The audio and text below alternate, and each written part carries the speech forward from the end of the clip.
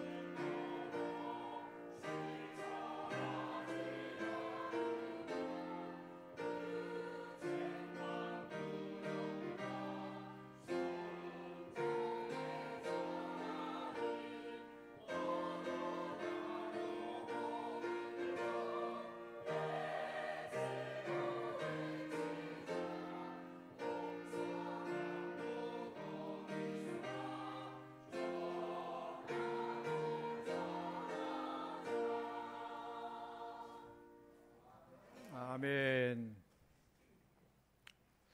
지금 우리는 정보가 힘이고 정보가 재산이 되는 정보화 시대를 살고 있습니다. 역사적으로 보면 산업혁명이 지금까지 4차 산업혁명 시대를 우리가 지금 살고 있는데 제1차 산업혁명은 우리가 손으로 했던 것들을 기계가 하는, 그래서 삶이 참 편리해진 그런 1차 산업혁명이 있었고, 또 제2차 산업혁명은 대량 생산의 기술이 발달해서 단시간에 많은 것들을 만들어내는, 그래서 쉽게 물건을 만드는 그런 시대가 있었습니다. 또 이어서 제3차 산업혁명 때는 컴퓨터, 자동화, 이런 인터넷 이런 것 때문에 이제는 종이 문서가 없어지고 데이터베이스로 모든 걸 저장하고 그런 하드웨어가 아니라 소프트웨어 시대를 살고 있고, 이제는 제4차 산업혁명, 제4차 산업에서 빼지지 않고 나오는 말은 AI예요. 인공지능. 또 빼지 않고 나오는 말은 융합. 어느 한 분야가 아니라 그 AI 인공지능이 다양한 부분에서 융합되어서 다양하게 사용된다는 것입니다. 이런 정보화 시대를 사는 우리들은 그 혜택이 대단하죠. 가정에서만 아니라 산업에서도 또 사회 전반적으로 많은 혜택을 누리고 있습니다. 가정에서 상품을 구매하려고 해도 시장에 안 가도 돼요. 이제 가정에서 다 할 수 있어요. 해외 저 멀리 있는 상품도 집안 방에서 다 살 수 있어요. 그런 시대가 됐어요. 은행에 안 가도 돼요. 집에서 컴퓨터로 또 휴대폰으로 다 할 수 있어요. 모든 은행 거래를 다 할 수 있어요. 또 산업적으로 그렇습니다. 로봇과 같은 인공지능 로봇이 나와서 사람들이 하기 힘든 일들을 다 기계가 감당해요. 다 알아서 인공지능 로봇이. 예를 들어서 핵시설 가면 방사능 때문에 우리 인체에 지극한 피해가 있잖아요. 핵시설도 다 로봇이 가서 다 하고, 또 농약에 농약하는 것도 드론으로 이제는 막 농약도 크게 다 해버리고, 또 뭐 전쟁도 이제는 컴퓨터 우월하게 컴퓨터 우월, 컴퓨터로가 전쟁을 다 해요. 이런 시대를 우리가 살고 있습니다. 이처럼 정보화 시대는 우리에게 굉장히 많은 유익을 주고 참 편리한 시대를 주었어요. 그런데 또 하나는 문제는 그 결과로 아주 나쁜 결과도 있죠. 일자리가 없어진 거예요. 일자리를 사람 대신 기계가 하고, 머리 쓸 것도 다 인공지능 컴퓨터 로봇이 다 하고, 일자리가 없어지고, 또 이렇게 발달되고 발달될수록 사회 불안이 가중돼요. 무인 자동차 막 가고 얼마나 편해요. 차 운전 안 해도 혼자 알아서 가는데 또 이것 때문에 사고가 나고 불안하게 되고, 잘못 전산이 잘못 처리되고 오류가 되고, 그랬을 때 많은 피해가 있다는 거예요. 올바른 정보를 잘 선택하고 잘 사용하면 참 좋은데, 정보를 잘못 사용할 때 엄청난 피해가 있다는 것입니다. 또 개인 정보들이 다 유출되고, 여러분의 정보가 지금 많이 유출됐죠. 뭐 알게 모르게 막 전화 오잖아요. 다 정보가 유출됐기 때문에 전화 온 거예요. 여러분 전화, 뭐 여러분의 주소, 뭐 생년월일까지 다 알고, 거기에 맞는 그런 보이스피싱도 오고, 또 그런 상품 광고도 하고 그렇습니다. 많은 개인 정보가 유출되고, 또 어떤 사이버 공격이나 데이터 해킹에 의해서 엄청난 피해가 올 수 있어요. 또 모든 금융이 다 이렇게 전산으로 되는데, 그런 모든 걸 파괴하면 하루아침에 모든 금융이 다 마비될 수 있다는 거예요. 성도님들, 이렇게 과학도 변하고 정보도 변하는데 영원히 변치 않고 모든 사람에게 진리가 되고 희망이 되는 것이 있는데, 그게 뭡니까? 하나님의 말씀, 복음인 줄로 믿습니다. 복음은 옛날 뭐 구석기 시대나 신석기 시대나 고려 시대나 조선 시대나 지금이나 앞으로나 영원히 변치 않는 말씀이고 하나님 말씀이고 복음이에요. 하나님 말씀은 우리에게 참 사는 길과 구원의 방법을 가르칠 뿐 아니라 하나님의 은혜 안에서 참 기쁨과 행복이 있다는 것을 알게 해준다는 것입니다. 오늘 본문 말씀 보면은, 이 본문이 디모데후서이니까 영적인 스승인 바울이 영적인 제자인 디모데에게 어떠한 상황에서도 복음 전파가 중단돼서는 안 된다라고 권면하고 있는 거예요. 바울이 디모데에게 한 권면이 무엇입니까? 첫째로는 말씀을 전파하라라고 했어요. 우리가 믿지 않는 사람들에게 복음을 전할 때 보통 어떻게 해요? 여러분 전도할 때 예수 믿으세요, 예수 믿고 복 받으세요, 혹은 예수 믿고 부자 되세요, 예수 믿으면 이렇게 병도 낫게 됩니다, 예수 믿게 되면 자식도 잘 돼요. 물론 틀린 말은 아니죠. 그런데 이런 피상적인 것보다 더 중요한 것은 복음의 내용을 전해야 된다. 복음을, 말씀을 전해야 된다는 거예요. 복음의 내용, 하나님 우리를 사랑하십니다. 사랑하셔서 예수 그리스도를 이 땅에 보내주시고 그걸 통해서 우리도 천국의 영원한 삶을 누릴 수 있습니다. 나도 예수 믿으니까 이런 복된 삶을 살고 있습니다. 그런 복음의 내용들, 예수 그리스도의 십자가와 부활, 영생에 그걸 전해줘야 한다는 것이죠. 이것이 우리가 전해야 될 하나님의 말씀입니다. 말씀을 전파하라고 했어요. 오늘 해안가에 조그만 등대가 있는데, 그곳에는 등대지기 한 사람이 매일 밤 그 등불을 지키고 있어요. 그래서 지나가는 배들이 안전하게 항구에 올 수 있도록 인도하는 그런 등대예요. 그의 책임은 오직 하나, 불이 꺼지지 않도록 잘 관리하는 것이죠. 그게 등대지기의 사명이에요. 그런데 어느 날 등대지가 얼마나 지루하겠어요. 얼마나 외롭겠어요. 그곳에서. 그래서 아이고 내가 이 불을 밝히는 게 얼마나 그렇게 중요한 일인가? 내가 좀 쉬어도 되지 않을까? 하고 그냥 그 날 밤은 좀 푹 쉬기로 하고 등대를 보지를 않았어요. 그런데 문제가 일어났어요. 짙은 안개와 풍랑 때문에 지나가던 배가, 방향 잃은 배가 암초에 부딪혀서 큰 사고가 발생하고 많은 인명피해가 있었어요. 등대지기는 자기의 잘못을 깨닫고 깊이 후회했습니다. 내가 맡은 사명을 소홀히 해서 많은 사람이 이렇게 희생당했구나. 나는 그저 등불만 지키면 되는 줄 알았지만은 그것이 사람들의 생명을 살릴 일이었구나. 그걸 깨닫게 되고 후회했다는 거예요. 우리가 생각할 때 이건 별 볼 일 없는 것 같지만 이것이 곧 많은 사람을 살리고 많은 사람을 죽게 하는 것을 방지한다는 것입니다. 사랑하는 성도님들, 등대지기가 불을 밝힌 것이 단순한 일이 아니듯이 우리가 전하는 복음도 단순한 이야기가 아닌 줄로 믿습니다.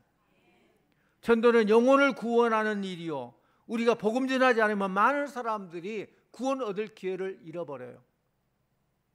들음으로 믿게 되고 믿음으로 구원받게 되는 거예요. 어떻게 듣습니까? 전하는 자가 있어야 듣는 것입니다. 전도의 사명을 소홀히 하지 마시고 주님 주신 빛을 세상에 비추는, 어떤 시련과 위협이 있다 할지라도 하나님 말씀을 담대하게 전하는 우리 성도님들 다 되시기를 축원합니다. 그런 의미에서 오늘 말씀을 전하는 사도 바울의 전도는 우리에게 큰 본을 보여주고 있는 거예요. 사도행전이 28장까지 있어요. 마지막 절이 31절이에요. 그렇다면 사도행전 맨 마지막 장 마지막 절이 몇 절이에요? 뭐예요? 28장 31절이죠. 한번 같이 보죠. 사도행전 28장 31절 같이 봅니다. 하나님의 나라를 전파하며 주 예수 그리스도에 관한 모든 것을 담대하게 가르치시로다. 아멘. 이게 바로 사도행전의 맨 마지막 장절이에요.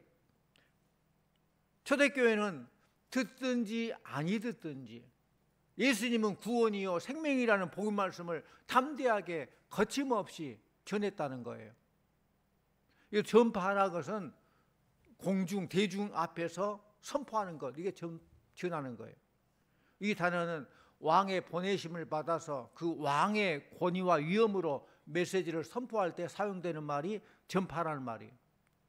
그래서 복음 전파는 하나님의 권위를 가지고 사람들 앞에서 당당히 하나님의 말씀을 전하는 거예요. 그러므로 바울은 복음 전파의 엄숙한 명령을 하고 있습니다. 우리 본문 말씀 다시 같이 봅니다. 1절 2절을 같이 봅니다. 하나님 앞과 살아있는 자와 죽은 자를 심판하실 그리스도 예수 앞에서 그가 나타나실 것과 그의 나라를 두고 엄히 명하노니 너는 말씀을 전파하라. 때를 얻든지 못 얻든지 항상 힘쓰라. 범사의 오래 참음과 가르침으로 경책하며 경계하며 권하라. 아멘. 바울이 하나님의 권위를 가지고 디모데에게 복음을 전파하라 한 명령은 오늘 우리 성도들에게도 마찬가지로 적용되는 줄로 믿습니다. 우리에게 하신 말씀이에요. 오늘 이 시대를 사는 우리들에게 너는 말씀을 전파하라 명하신 거예요.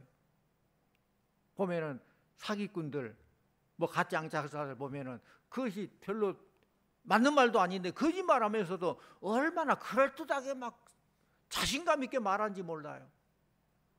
근데 진짜 복음을 전한 우리들이 복음 전하면서 부끄러워하면서 당당하게 전하지도 못하고 우물쭈물한다면은 그 뭐가 문제 있는 거 아니잖아요. 문제 있는 거잖아요. 또 두 번째로 때를 얻든지 못 얻든지 항상 힘쓰라고 했어요. 때를 얻든지 못 얻든지는 복음을 전하기에 좋은 때가 있고 그렇지 못한 때가 있다는 걸 전제로 하고 있어요. 이 말은 상대방에게 전도할 적당한 시기든지 혹은 상대방이 복음에 대해서 부정적이고 무관심할 때이든지 가리지 말고 복음을 전하라 하는 이 말씀이에요. 또 항상 힘쓰라는 것은 사람들이 복음을 받아들이려고 준비할 때든지 아니면은 거부할 때든지 항상 하나님의 말씀을 전할 준비가 되어 있어야 한다는 거예요. 그게 항상이에요. 항상. 또 전도하는 일에는 시기가 어떻든지 상황이 어떻든지 모든 기회를 놓치지 말고 언제나 복음 전파에 긴박감을 지니라. 항상 준비된 자가 되라 라는 그런 말씀이기도 합니다. 말씀 한번 찾아봅니다. 사도행전 5장 42절. 사도행전 5장 42절 같이 봅니다.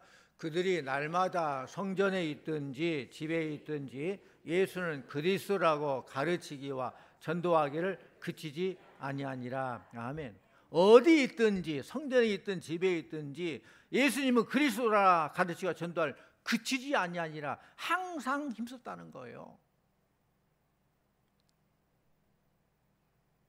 생각만 가지고는 안 돼요. 삶으로 연결돼야 돼요. 어떤 마을에 아주 훌륭한 어부가 있었어요. 유명한 어부인데 그는 평생 바다에서 고기를 잡고 수많은 고기를 잡고 그쪽 분야에서는 완전 1인자예요. 이 어부에게 젊은 청년이 다가가서 이렇게 묻습니다. 어떻게 하면 저도 어부처럼 수많은 물고기를 잡을 수 있나요? 어떻게 하면 그렇게 잘 잡을 수 있나요? 물으자 이렇게 대답합니다. 물고기를 많이 잡고 싶다면 바다에 나가서 그물을 던져야지, 아무리 좋은 어부라도 그물을 던지지 않으면 물고기를 잡을 수 없습니다. 너무나도 당연한 말인데 맞는 말이죠. 이 청년은 물고기를 잡으려고만 했지 아무런 행동도 하지 않고 그냥 잡고만 싶은 그런 마음이에요. 그 후에 청년은 직접 바다에 나가서 물고기를 잡기 위해 그물을 던지고 많은 물고기를 잡을 수 있었다는 것입니다. 성도님들, 아무것도 하지 않으면 아무 일도 일어나지 않습니다. 실패가 두렵습니까? 실패가 두려우면 아무것도 안 하면 실패도 안 돼요. 뭔가를 시도했을 때 성공도 하고 실패도 하는데, 그러나 전도는 실패가 없어요. 하면 되는 거예요. 우리가 복음을 전하지 않으면 아무리 좋은 믿음을 가지고 있어도 사람들에게 하나님의 사랑을 전할 수 없는 거예요. 전도는 마치 그물을 던지는 것과 똑같아요. 우리가 복음을 전할 때 비로소 사람들이 그 소식을 듣고 예수님을 알게 되는 기회가 주어지는 것입니다. 이제부터는 사랑하는 성도님들, 때를 얻든지 못 얻든지 해야 할 일은 전도인 줄로 믿습니다. 때를 얻어 사시고 못 얻으면 때를 만들어 사십시오. 그게 때를 얻든지 못 얻든지의 뜻풀이에요. 또 어떻게 하라고 했느냐? 오래 참음과 가르침으로 하라 그랬어요. 전도의 명령을 실천하는 것은 쉬운 일이 아니기 때문에 오래 참음이 필요하다는 거예요. 그래서 오래 참음, 언어적으로 볼 때에 분노를 멀리하라 그런 뜻이에요. 분노를 멀리하라. 여러분, 실제 전도하는 과정 속에서 내가 돈 받고 전도한 것도 아닌데 그 사람을 위해서, 그 사람 영혼을 위해서 살리기 위해서 전도를 하는데 하다 보면 막 화가 치밀어 올 때가 있어요. 말도 안 듣고 괜한 막 소리만 하고 괜히 그냥 섭섭하고. 그런데 오늘 말씀 보면은 어떠한 상황에서도 끈기를 가지고 참으라는 거예요. 오래 참음으로 그런 뜻이에요. 전도자는 오랫동안 참고 원망과 분노를 품지 말고 포기하지 않아야 된다는 말씀입니다. 이 오래 참음은 죄인들을 향한 예수님의 마음에서 우리가 배울 수 있어요. 예수님 어떻게 하셨는가? 우리 디모데전서 1장 16절 말씀을 같이 봅니다. 디모데전서 1장 16절. 그러나 내가 긍휼을 입은 까닭은 예수 그리스도께서 내게 먼저 일체 오래 참으심을 보이사 후에 주를 믿어 영생 얻는 자들에게 본이 되게 하려 하심이라. 아멘. 예수님께서 우리들에게 오래 참으심으로 본을 보였다. 주님의 오래 참으심이 없다면 우리가 이런 복을 누릴 수 없죠. 어때 나 같은 이제 예수 믿고 구원받고 이런 복을 누립니까? 주님의 오래 참아주시고 기다려주시고 함께하시고 이렇게 본을 보였고, 이제는 우리가 영생 얻는 자들에게 본이 되게 하려 하심이라 그랬어요. 그러니까 이 오래 참음이란 것은 우리 기독교인들의 덕임과 동시에 하나님의 속성인 줄로 믿습니다. 오래 참으신 하나님. 성도들은 복음의 열매가 곧장 열리지 않는다고 실패하거나 조급할 필요가 없어요. 오래 참음으로 포기하지 않고 계속하는 거예요. 계속하는 거예요. 한 실화인데 어느 열심히 있는 집사님이 전도를 하는데 한 불교 신자를 전도하기로 전도 대상자를 놨어요. 근데 이 불교 신자가 보통 불교 열심히 있는 자가 아니에요. 불교에도 성지순례가 있더라고요. 불교 성지순례를 갔다 올 정도로, 그 정도면 얼마나 열심히 있는 알 수 있죠. 근데 이 집사님이 그 불교 신자가 성 가실 정도로 계속 찾아가서 전도를 하는 거예요. 근데 어느 날 갑자기 그 사람에게 연락이 왔어요. 보통 때는 씨알도 안 먹히는데 갑자기 전화가 왔어요. 가 들어보니까, 아이고 우리 남편이 너무 아파하다가 죽게 생겼는데 좀 기도 좀 해주라고. 너무 다급하니까 물에 빠져 너무 허우적거릴 때 지푸레기 잡는 심정으로 막 좀 기도 좀 해주라고 그렇게 전화가 와요. 그래서 이 불교 신자는 그 전도자의 열심과 그 사랑을, 그 마음을 알았겠죠. 그 얼마나 열심히 그렇게 했는데, 그래서 자신의 남편에 대해서 간절한 기도를 부탁했는데, 근데 그 집사님 가가지고 정말로 기회는 있다 정말 가서 열심히 기도하고 했는데, 그 기도에 감동되어서 결국 그 사람은 예수 믿게 되었고 그 남편도 치유받게 되었다는 실화입니다. 아멘. 이렇게 진실은 통하는 거예요. 포기하고 이 사람은 절대 안 돼, 그럼 안 됐겠죠. 그러나 소망 가운데 두드리고 또 오래 참음으로 했기 때문에 이런 열매가 나타난 거예요. 또 사람들을 경책하며 경계하며 고나라라고 했어요. 여기서 경책하다, 2절에 경책하다는 말은 사람들이 허물을 분명히 알게 하고 허물을 바로 잡아주는 것이 경책이에요. 그 실수와 잘못을 깨닫게 하는 것이 경책이에요.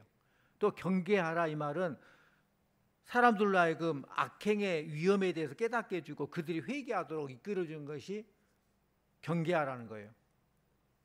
우리는 경책하며 경계돼야지만은 권하라라고 해요. 권하라. 권하다는 것은 곁에서 부른다, 용기를 북돋아주다, 위로하다, 그런 의미가 있습니다. 그렇기 때문에 우리 전도자는 사람들을 경책하며 경계하는 것으로는 충분히 않고 더 나아가서 그 사람을 격려해주고 위로해주고 도와주고, 그러므로 그리스도께로 인도해야 돼요.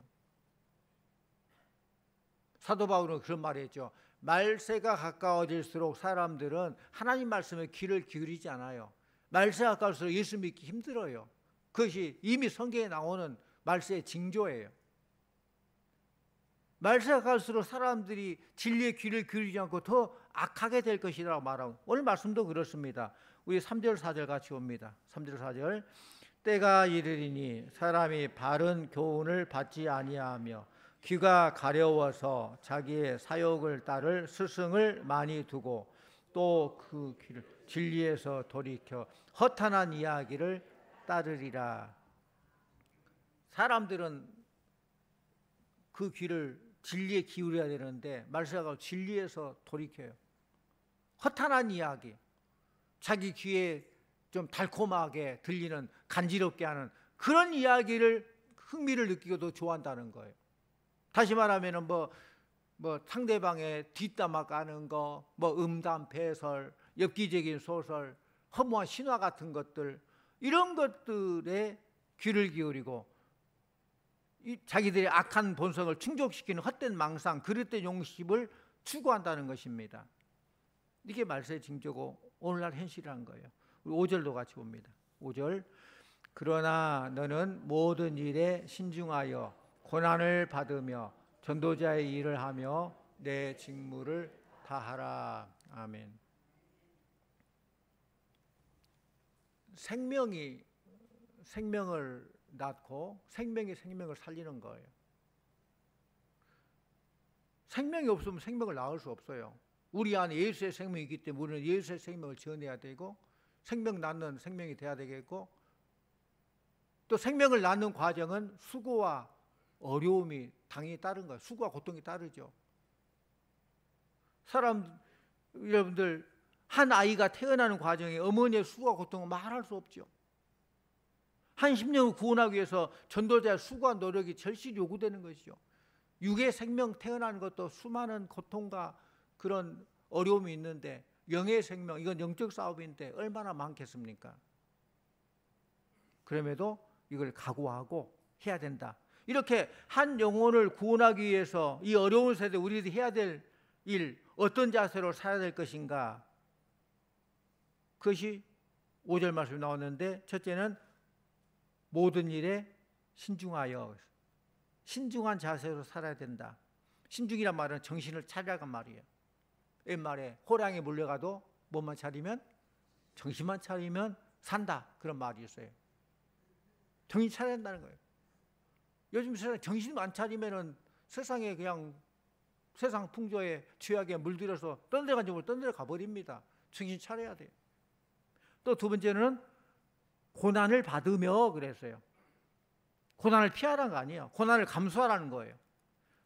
참된 주의 종들은 세상의 악한 권력이나 거짓된 불의와 타협하지 않기 때문에 이러한 고난도 감수하라, 두려워하지 않고 견뎌야 된다라는 말씀이에요. 또 세 번째는 전도자의 일을 하며, 전도자의 일을 하라. 이것은 모든 믿는 자들의 사명이죠. 구원받았으니 구원시키고, 예수의 십자가와 은혜로 다시 새롭게 태어난 우리들은 그 은혜로 생명 살리는 그 사명이 우리에게 있어요. 또 직무를 다하라 그랬어요. 다하라 이 말은 주 예수께서 부르시는 날까지 최선의 노력을 다하는 거예요. 끝까지 최선을 다하는 거예요. 그러므로 우리는 자신에게 맡겨진 사명을 게을리하거나 회피하지 말고 충성되이 주의 일을 수행하여서 주님께 영광 돌리는 삶을 살기를 원합니다. 예수님은 우리 인간을 천하보다 귀하다고 했어요. 한 생명이 천하보다 귀하다고 했어요. 천하보다 귀한 생명을 생명길로 인도하는 거 정말 귀한 일이죠. 이보다 더 귀한 거, 천하보다 귀하다고 했는데 그것을 위해서 수고하는 것, 이거 수고할 만하잖아요. 그러므로 세상에서 가장 보람된 일은 죽어가는 영혼을 살리는 일인 줄로 믿습니다. 세상에서 가장 값진 돈은 영혼을 살리는 데 쓰는 돈인 줄로 믿습니다. 세상에 가장 가치 있는 시간은 영혼 구원을 위해 사용되는 시간인 줄 믿습니다. 또 가장 시급한 일은 영혼을 살리는 거예요. 세상에 가장 아름다운 발은 영혼을 살리러 가는 발걸음, 아름다운 발이라고 했습니다. 우리 모두가 가장 가치 있는 일에 가치 있는 투자를 하고 결단하고 끝까지 오늘 말씀처럼 고난을 받으며 직무를 다하는 우리 성도들 다 되기를 원합니다. 우리 다니엘 12장 3절 잘 아는 말씀입니다. 같이 보시죠. 다니엘 12장 3절. 지혜 있는 자는 궁창의 빛과 같이 빛날 것이요 많은 사람을 옳은 대로 돌아오게 한 자는 별과 같이 영원토록 비치리라. 아멘. 사랑하는 우리 성도님들이 많은 사람을 옳은 대로 돌아오게 한 자로서 별과 같이 스타처럼 빛이 나는 여러분들 다 되시기를 축원합니다. 이 세상에서 스타가 되고 천국에서 하나님께 스타라고 이름을 일컬어 주실 거예요. 성도님들, 복음 전파에는 실패가 없어요. 물론 오늘 말씀처럼 그 과정에는 역경과 고난이 있을 수 있지만은 실패와 좌절은 없다는 것입니다. 비록 고통의 눈물이 뒤따른다 할지라도 하나님 말씀에 의지해서 받은 사명 감당한다면은 분명히 기쁨으로 열매를 거두는 추수의 때가 올 줄로 믿습니다. 심는 거예요. 심는 과정 힘들다고 안 심으면 열매가 있어요? 힘들다고 뭐든 뭐 거름도 안 주고 밭도 안 매주고 그러면 뭐 열매가 있겠어요? 심고 잘 가꾸고 그럴 때 열매가 있는 거예요. 그 과정에는 역경과 고난이 있다는 것을 우리 감수해야 돼요. 가장 많이 팔린 책을 베스트셀러라고 그래요. 그런데 가장 오랫동안 많은 사람이 읽혀진 책을 롱셀러라고 그래요. 근데 이 성경 말고 가장 롱셀러인 책이 뭐냐? 마가렛 미셀 여사가 쓴 바람과 함께 사라지다. 이 책, 이 들어봤죠? 바람과 함께 사라지다. 이 온 제목은 내일은 내일의 태양이 뜬다 그예요. Tomorrow is another day. 영어 오늘은 내일은 tomorrow is another day. 또 다른 날이다 그런 뜻이에요. 내일은 내일의 태양이 뜬다. 이게 바람과 함께 사라진다인데 이 내용을 보면은 남북 전쟁을 배경으로 이 여주인공 스칼렛이 말할 수 없는 큰 고난을 당하지만은 그녀는 낙심하지 않습니다. 그 고난 속에서도 포기하지 않고 낙심하지 않아요. 스칼렛은 마지막 장면에서 광활한 대지에 서서 영화로 나왔잖아요. Tomorrow is another day. 내일은 내일의 태양이 떠오른다. 오늘은 비록 힘들고 역경과 고난이 있다 할지라도 소망 가운데 참고 인내하면은 내일 또 다른 날이 시작된다는 것입니다. 바로 이 한마디 때문에 이 책이 롱셀러가 된 거예요. 그녀는 모든 것을 다 잃어버렸지만은 결국 희망을 잃어버리지 않았습니다. 그렇습니다. 복음 전파에도 역경과 고난이 있을지 모르지만은 낙심과 절망은 없다는 거예요. 내일에는 내일의 태양이 뜨듯이 날마다 하나님의 놀라운 역사하심이 우리 앞에 전개될 줄로 믿습니다. 오늘 힘들고 어렵다 내일 또 다른 하나님의 역사가 구체적으로 나타난다는 거예요. 전도하는 것이 힘들고 어렵다 할지라도 말씀에 의지해서 받은 사명을 감당한다면 분명히 기쁨으로 열매를 거둘 추수의 시기를 맞이할 때가 온다는 것입니다. 하나님 말씀입니다. 시편 126편 5절 6절 우리 같이 봅니다. 시편 126편 5절 6절 눈물을 흘리며 씨를 뿌리는 자는 기쁨으로 거두리로다. 울며 씨를 뿌리러 나가는 자는 반드시 기쁨으로 그 곡식단을 가지고 돌아오리로다. 아멘. 하나님께서는 우리 교회가 세상을 향해서 복음의 씨앗을 뿌리고 세상을 구원해야 될 생명을 살리는 사명을 주신 줄 믿습니다. 이 시대에 우리가 해야 될 일은 생명 살리는, 내가 살았기 때문에 내가 산 그 구원의 기쁨, 감격, 그 은혜를 가지고 우리도 생명을 살려야 되는 거예요. 나만 살도록 한 게 아니라 나를 통해서 또 다른 생명을 살리도록 생명을 살리는 교회, 교회가 구체로는 뭐 우리 교회지만은 또 구체로는 하나님의 성전 우리가잖아. 우리 생명을 살리는 나 자신, 생명을 살리는 우리 교회가 된다는 거예요. 바라기는 우리 모든 성도님들이 이 일을 위해서 합심 전력하기를 축원합니다. 그래서 말씀드린 대로 전도 대상자를 정하고 하루 한 번 기도하고 한 주에 한 번은 전화하고 한 달에 한 번 식사하고 1년에 한 번 전도하는 111 운동을 제안합니다. 한번 따라할래요? 전도 대상자를 위해서, 다시 한번, 전도 대상자를 위해서 하루 한 번 기도하고 한 주에 한 번 전화하고 한 달에 한 번 식사하고 1년에 한 번, 1년에 한 명 전도한다. 아멘. 외우기 쉽죠? 하루, 한 주, 한 달, 1년. 그 대상자를 정해놓고 하루에 한 번 정도는 기도해야죠. 하나님 이 영혼 살려주세요. 나를 통해서 복음이 들어가 주세요. 그 영혼 불러가면서, 이름 불러가면서 기도하고, 또 한 주에 한 번 정도, 너무 자주 하면 또 너무 식상해 하니까 하루에 한 번, 한 주에 한 번 이상은 전화하고, 어떻게 잘 살고 있어? 잘 있어? 날 더운데 어떻게? 요즘 주야로 좀 선선한데 좀 그래? 하면서 그런 전화하고, 또 한 주에, 한 달에 한 번 정도는 우리 한번 식사 한번 할까? 여러분 수고도 했는데 밥 한번 같이 먹자. 입이 열리면 마음이 열리고, 마음이 열리면 복음의 마음도 열리게 될 줄 믿습니다. 그 마음이 들어갔대요. 입이 열려야 마음도 열리게 되는 거예요. 거기에 복음이 들어가는 거예요. 그리고 1년에 한 번, 1년에 한 명 이상은 꼭 전도한다. 이건 꼭 여러분들이 이 미니멈이에요. 최소한 이 정도 하자는 거예요. 하나님 기뻐할 줄로 믿습니다. 사랑하는 성도님들, 때를 어떤지 못 어떤지 전도에 힘쓰고 오래 참음과 가르침으로 경책하며 건강하며 구원할 때 그 열매는 여호와 일에 하나님이 예비하실 줄로 믿습니다. 우리 모두 전도의 일을 하며 맡은 바 직무를 잘 감당하여서 하나님께 칭찬과 상급을 드리는 우리 성도들 다 되시기를 간절히 축원합니다. 아버지 하나님 감사합니다. 나 같은 죄인 살려주시고 또 생명 살리는 귀한 사명 주신 것 감사드립니다. 주님, 우리 모두 귀한 이 사명 잘 감당하게 해주시고 전도 대상자가 생각나게 해주시고 그들을 위해서 하루 한 번 기도하고 한 주 한 번 정도 전화하고 한 달에 한 번 식사하고 1년에 한 명 이상 전도하는 우리 모두가 순종하는 우리 모두가 되게 해 주시옵소서. 예수님 이름으로 기도하옵나이다. 아멘.